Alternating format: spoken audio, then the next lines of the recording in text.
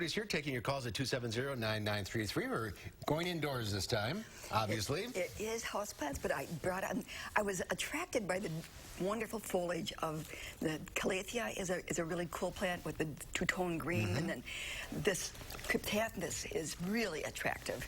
That has sort of like a zebra-like pattern, but then the Clematis actually has two-tone flowers to them, so that's a little bit unique. What's also. This guy here?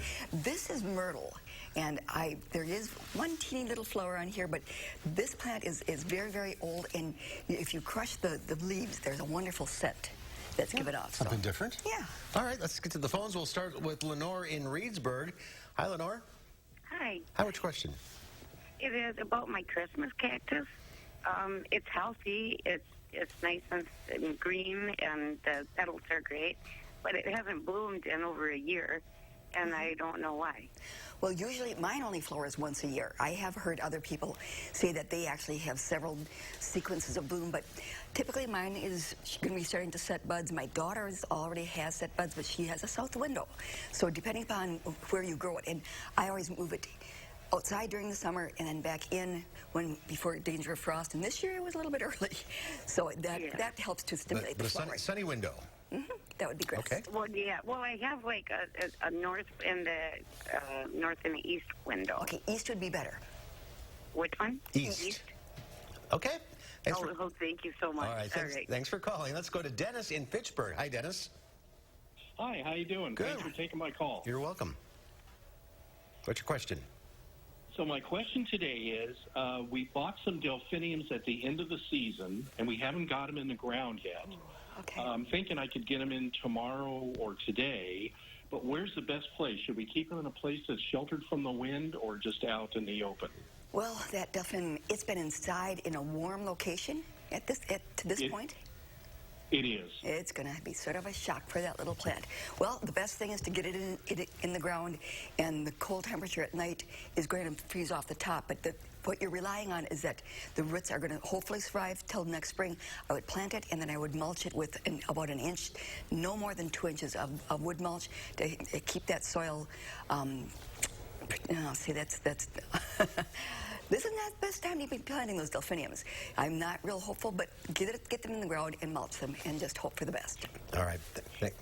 Thanks for calling. Let's go to Ashley in Fitchburg. Hi, Ashley. Hi, it's Ashlyn. Oh, Ashlyn, I'm sorry. Go ahead. What is the secret to raising orchids at home? Well, the secret is to first start with one that is easy to get to bloom, and Phalaenopsis is probably one of the easiest varieties. That's the one that has the sort of big circular flattish flower. I had it on last big show. stalks. Yes, with big stalks. Well, most orchids are going to do that, but there are others that are more difficult to grow because they want cooler temperatures, where Phalaenopsis likes to grow at the same temperature that we do. We like between 55 and 75 degrees in our homes typically. And you'll find that you don't want to overwater it. That's another key thing that seems to kill them off if you rot the roots, because they typically grow in trees where the roots are exposed to get lots of oxygen and are happy. So we grow them in chunk bark, and that gives them the oxygenation. But some people use that 3 ice cube rule. The idea is a small amount of water once a week is all that they really need. Okay. Let's go to John in Monona. Hi, John. John, are you there? Yes. Hi, Linda. Hi. What's your question? I was calling to ask her, I planted, because of the excess moisture, my garden is down near Lake Monona. Because of the excess moisture, I planted my onions late, and they're still in the ground. They're deeply rooted. I pulled up a couple of the onions. They have long roots, but the tops are still green. My question is, should I pull the onions now, or can I leave them in the ground all winter and let them come to full growth in the spring? Okay, I've left carrots in the ground and mulched them, and then been able to go out and dig them when we get some thought. Well, that mulch will help that area from freezing. With onions, I'm not positive.